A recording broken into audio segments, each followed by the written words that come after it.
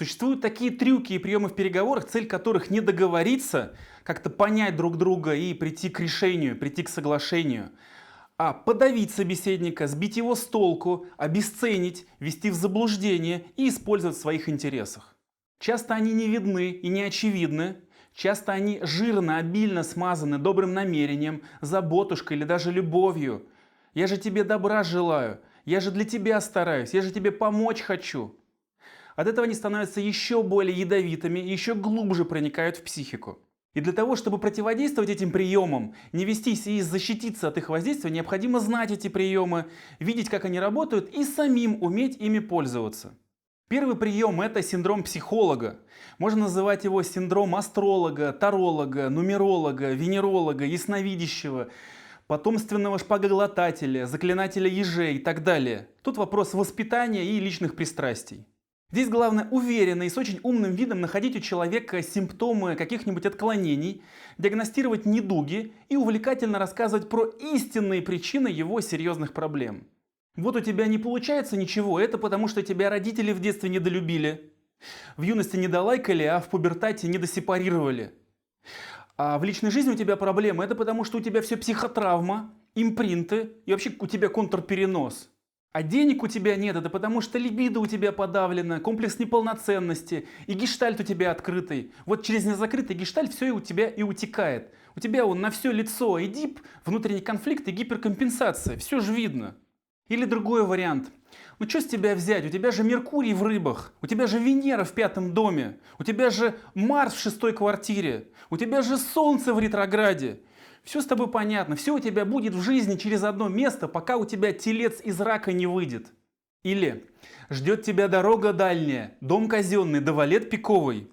Или вижу у тебя Сватхистана совсем закрыто, Сахасрара посинела, да кундалини совсем упал.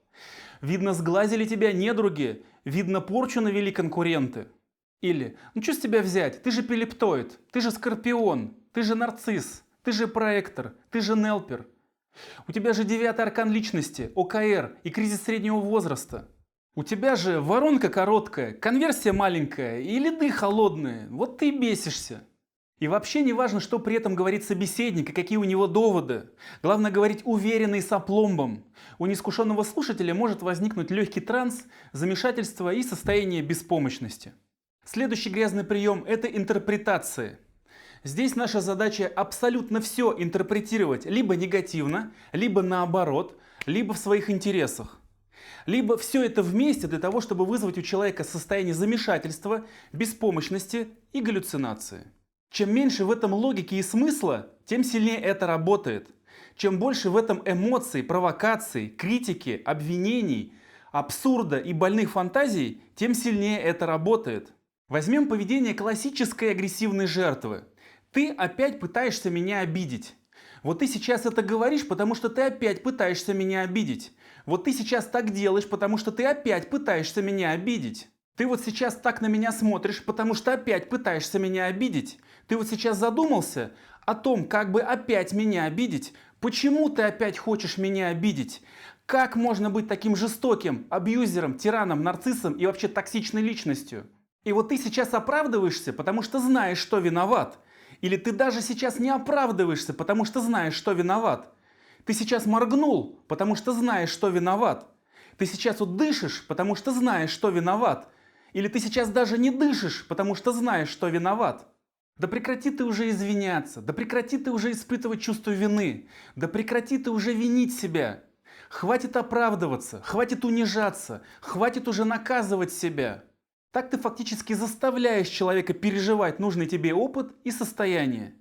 Ты создаешь у человека нужные тебе переживания и галлюцинации. Человек начинает стыдить себя, винить себя, наказывать себя. Так ты создаешь в человеке внутренний конфликт. Этот прием очень любят пикаперы. Я знаю, что на самом деле ты меня хочешь. Ты вот сейчас так реагируешь, это потому что на самом деле ты меня хочешь. Ты вот сейчас так улыбаешься, это потому что на самом деле ты меня хочешь. Ты отсела подальше, потому что пытаешься держать себя в руках, потому что на самом деле ты меня хочешь. Ты говоришь мне нет, потому что хочешь привлечь мое внимание, потому что на самом деле ты меня хочешь. Прекрати уже заниматься самообманом.